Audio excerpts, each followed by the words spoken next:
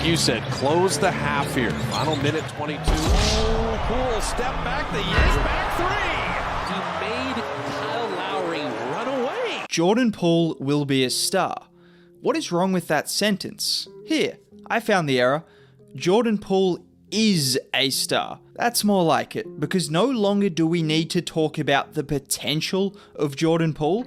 We need to talk about just how good he is and just how important he is going to be for the Warriors' hopes of winning a championship. Because don't get it twisted, the Warriors showed against Phoenix they are still a very capable team, and that team is about to add back Steph and Curry. But before we talk about that, just how good is Jordan Poole? Here are 3 sets of numbers: Player A, Player B, and Player C. As you can see, production-wise, these guys are damn near identical. However, one of these players separates himself from the other two from an efficiency standpoint. Do you guys want to guess who that player might be? And who all of those 3 players might be? Well, here are the 3 players. And I know what you guys are thinking. Why would you compare Jordan Poole to 2 guys that are nowhere near as good as him? I mean, did you see the head-to-head matchup between Poole and Booker? No, but seriously, I know what you guys are actually thinking. What is the sample size? Well, the sample size is 15 games for Poole and the entire season for the other 2. So I'm not about to come on here and say Jordan Poole is at the level of Devin Booker and Donovan Mitchell yet. But damn is he approaching that level quickly. And this is why. Here's Jordan Poole against the best team in the NBA this season. Now, I could show you any number of his 38 points, like this absolutely filthy behind the back to step back combo move for his 15th point in the first quarter, but let's focus on his scoring a little bit later. Just watch the impact he now has as a player. Let me know if this looks familiar. Draymond gets the ball above the 3-point line. Klay cuts through to bring Booker away from the ball.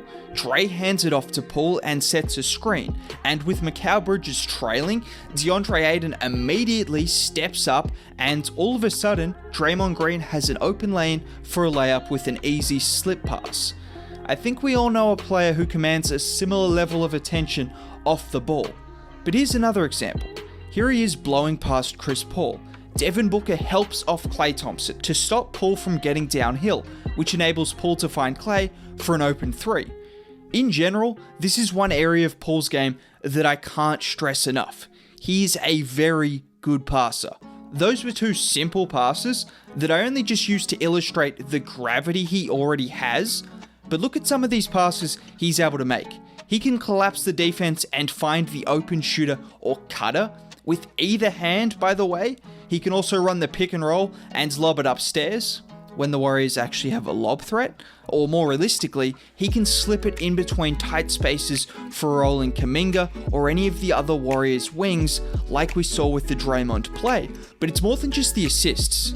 Poole is constantly creating advantages for this Warriors team.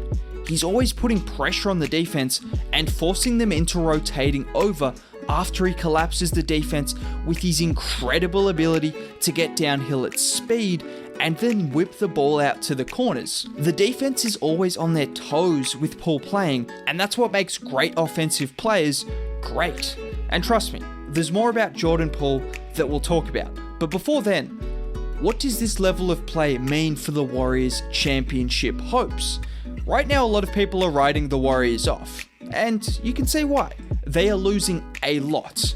They've looked lost without Steph, and then in addition to that, Draymond and Klay have not looked the same the last few games, although Draymond definitely took a step in the right direction against Phoenix.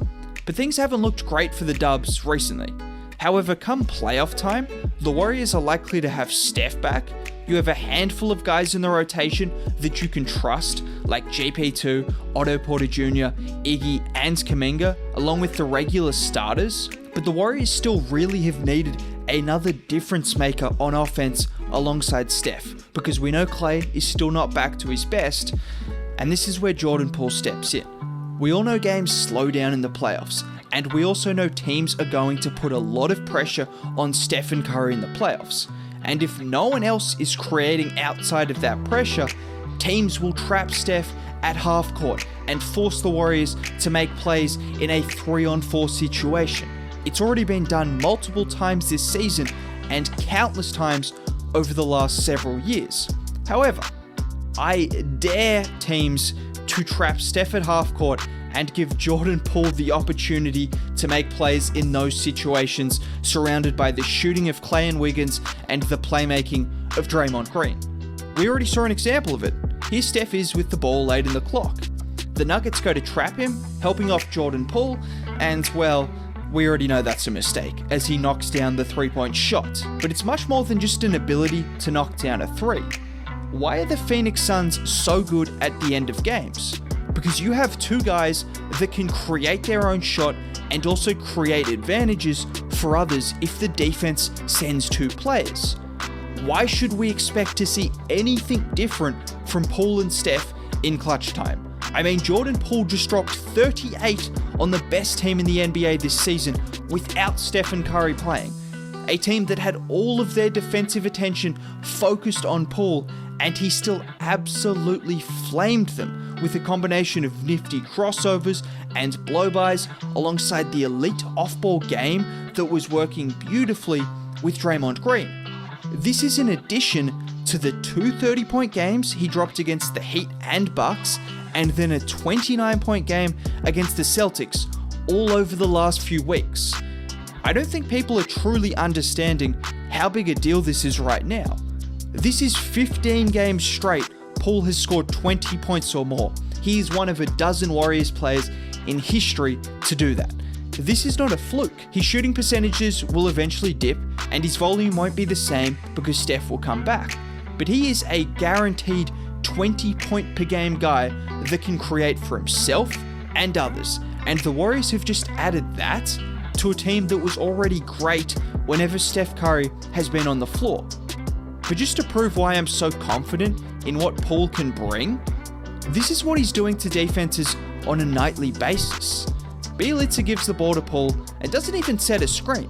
And if I were to freeze it right here, this is what is in front of him.